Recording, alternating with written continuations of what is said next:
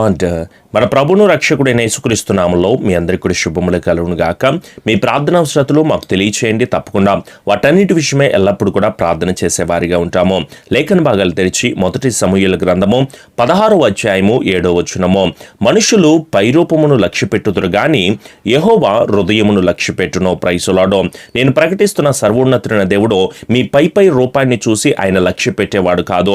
ఏదో మీరు తెల్లటి వస్త్రాలు ధరించుకుంటున్నారు, దేవుని మందిరానికి వెళ్తున్నారు, బైబిల్ పట్టుకుంటున్నారు, ఏదో ప్రార్థన చేస్తున్నారు, ఏదో ఉపవాస ప్రార్థన చేస్తున్నారు, పై వేషధారణ భక్తిని మాత్రము ఆయన లక్ష్య పెట్టడు.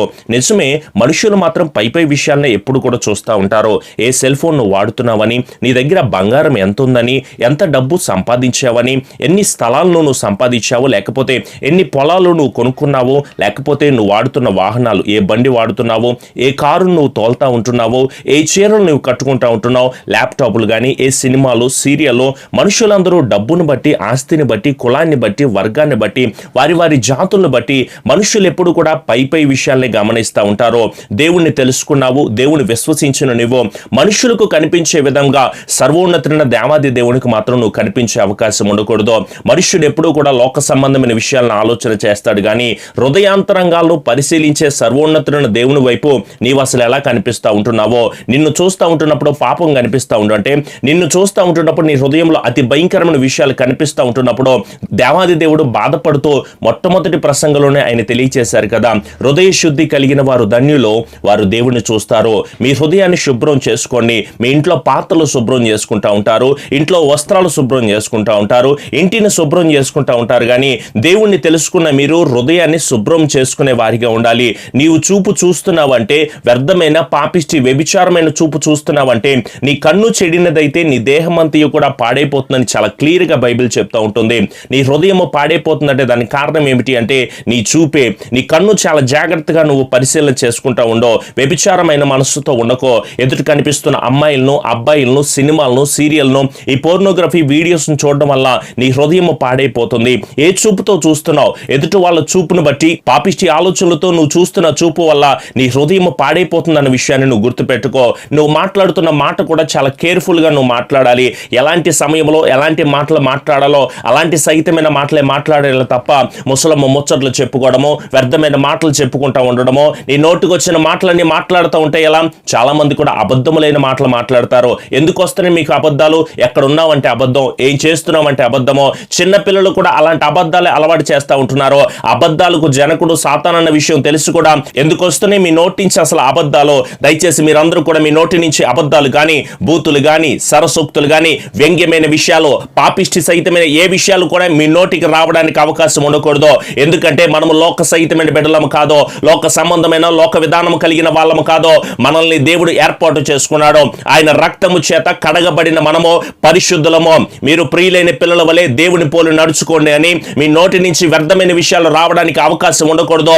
ఇది పరిశుద్ధులకు తగదు అని సర్వోన్నతుడైన దేవుడు చెప్తా ఉంటుంటే, ఒకవేళ ఇప్పుడు దాకా అబద్ధాలు మాట్లాడేవేమో, ఇప్పుడు దాకా బూతులు మాట్లాడేవేమో, ఇప్పుడు దాకా లోకస్తులాగా వ్యర్థముగా ఎదుటి వాళ్ళు ఎదుగుతూ ఉంటుంటే తట్టుకోలేని స్థితిలో మీ జీవితాన్ని మీరే ముందుకు సాగించుకుంటా ఉంటున్నారేమో.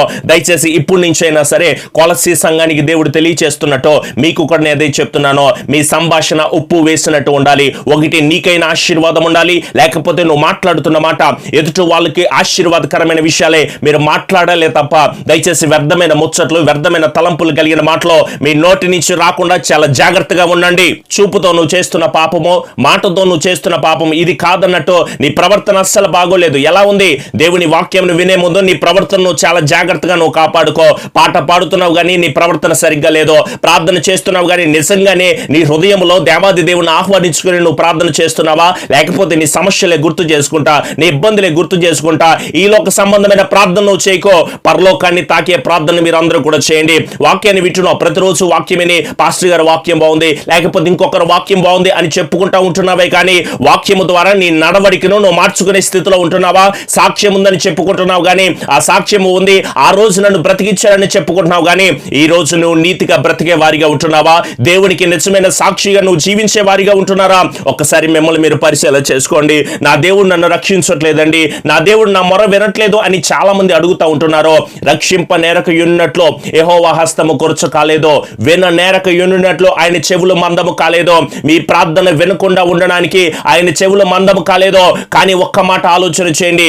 మీకును ఆయనకు మధ్యలో అడ్డుగోడగా మారిపోయిన పాపాలు గాని, అడ్డుగోడగా మారిపోయిన దోషాలు గాని, అడ్డుగోడగా మారిపోయిన నీ హృదయంలో ఏర్పడిన ఆ భయంకరమైన కాఠిన్యతను గాని వాటన్నిటిని పక్కన పెట్టండి, వాటన్నిటిని విడిచిపెట్టండి. సర్వోన్నతుడైన దేవుని ముందు నువ్వు నిలబడేటప్పుడు కల్మషము లేని శుద్ధమైన హృదయాన్ని గనక కలిగి నువ్వు జీవిస్తే దేవుడు తప్పకుండా మీ అందరి పట్ల కార్యాలు జరిగిస్తాడో.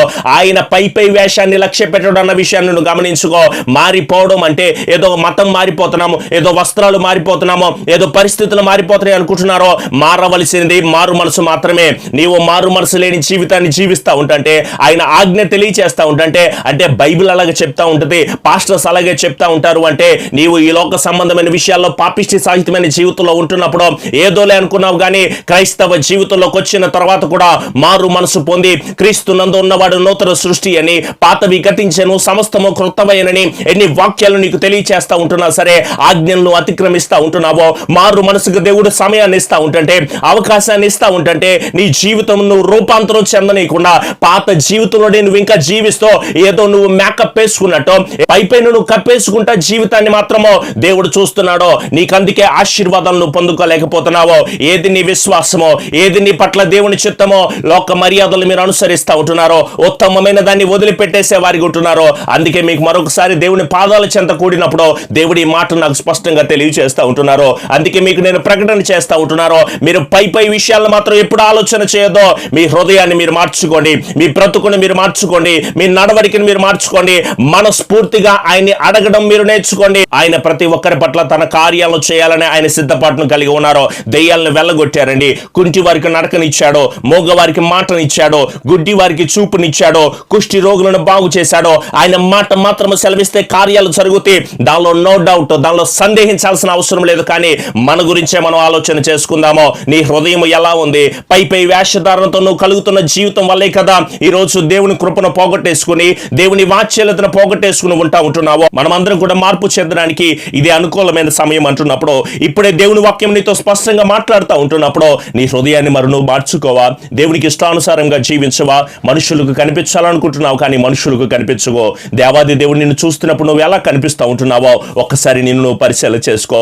మీరందరూ పాపంలో పాలిభాగస్తులు కావద్దు.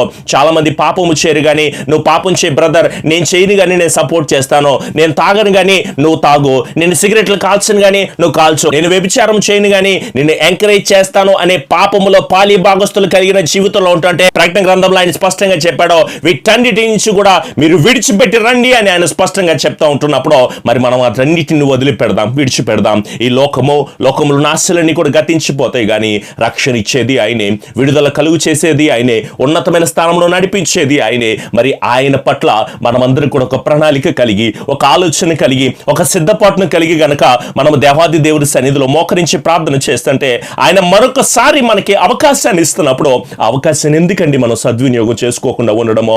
ఆయన మాట్లాడుతూ ఉంటున్నప్పుడు ఇదే అనుకూలమైన సమయము. దేవుని పాదాల చెంత చేరి మనమందరం కూడా, ప్రభువా ఇప్పుడు దాకా నేను మనుషుల పట్ల ఎన్నో కార్యాలు చేయడానికి సిద్ధపాటును కలిగి ఉన్నాను కానీ నీ పాదాల చెంత చేరి అడుగుతున్నాను ప్రభువా, ఇప్పుడు దాకా వేషధారణ భక్తితో జీవించాను, మనుషులకు కనిపించాలని ఎన్నో కార్యాలు చేశాను కానీ ఈరోజు ఏ కార్యమైనా నీకు నేను ఇష్టానుసారంగా చేస్తాను అనే ఒక ప్రత్యేకమైన తీర్మానాన్ని గనక మనం కలిగి ఉంటే తప్పకుండా మన పాపాలన్నింటిని కూడా ఆయన క్షమించి మనల్ని పరిశుద్ధపరిచే గొప్ప దేవుడు ఆయన. ఏకీభవించి ప్రార్థన చేద్దామా? రండి అందరం కూడా కలిసి ప్రార్థన చేద్దాము. కళ్ళు మూసుకురండి, ప్రార్థన చేసుకుందాము. కృపా సత్య సంపూర్ణుడా, మా గొప్ప దేవ, నీవు పై రూపాన్ని లక్ష్య పెట్టవని ప్రభువా, నీ హృదయాంతరంగాన్ని పరిశీలన చేస్తావని మాతో మాట్లాడిన విధానం బట్టి మీకు స్తోత్రములు నాయన. వాక్యం విన్న బిడ్డలతో మీరు మాట్లాడిన విధానం బట్టి మీకు స్తోత్రములు నాయన. నీ బిడ్డలు వారి హృదయం అంతా దేవునికి దూరంగా ఉందేమో, వారి హృదయం అంతా మీకు ఇష్టానుసారంగా కాకుండా వారికి నచ్చినట్టుగా, వారికి తోచినట్టుగా వారు జీవిస్తూ ఉంటున్నారేమో ప్రభువా. మరొకసారి మీ బిడ్డలతో మీరు మాట్లాడిన విధానం బట్టి మీకు వందనాలు.